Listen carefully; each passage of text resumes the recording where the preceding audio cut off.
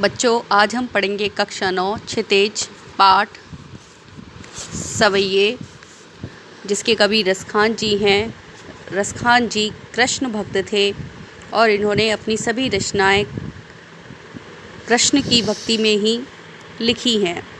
प्रस्तुत रचना भी कृष्ण की भक्ति से ही सराबोर है।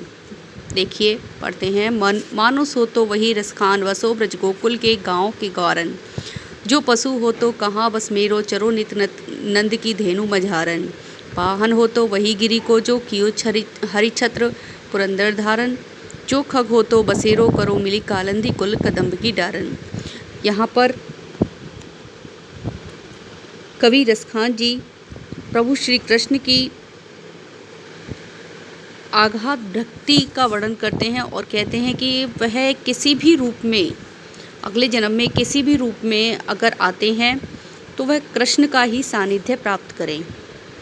तो उसी को हम देखते हैं कैसे उन्होंने कहा है कि अगर वह मनुष्य हो तो वह ब्रज के गोकुल के गांव के ग्वालों के रूप में ही रहें, और अगर उनका जन्म पशु के रूप में हो तो वह नंद की गांव के बीच ही चरें। अगर वह पत्थर बने तो वह उसी पर्वत पर बने जहाँ पर श्री कृष्ण ने उन्हें अपनी उंगली पर धारण किया था। अगर वह पक्षी बने तो वहीं बसेरा करें जहाँ पर कालंदी का किनारा हो और कदम्ब की डार हो। कहने का तात्पर्य है कि किसी भी रूप में वह कृष्ण का सानिध्य पाना चाहते हैं, ब्रज में जन्म लेना चाहते हैं, और कृष्ण के जो भी जितना भी कार्य उन्होंने किया है, कृष्ण उन्हीं के साथ रहकर, उन्हीं के जैसा रहकर वह उसमें आनंद लेना चाहते हैं। दूसरे पैराग्राफ में आप वही कृष्ण की लीलाओं को देखेंगे और कृष्ण के बारे में किस प्रकार रसखान जी की अनन्य भक्ति दिखाई दी है, देखते हैं। या लकुटी अरु कमरिया पर राज तिहुपुर को तजिडारो। आठों सिद्धि नवोनिधि को सुख, नंद की गाय चरान विसारो। रसखान कबो इन आखन सो, ब्रज के बनबाग तड़ाग निहारो। कोटिक एकल घोत धाम कई, कीरल के कुंजन ऊपर वारो।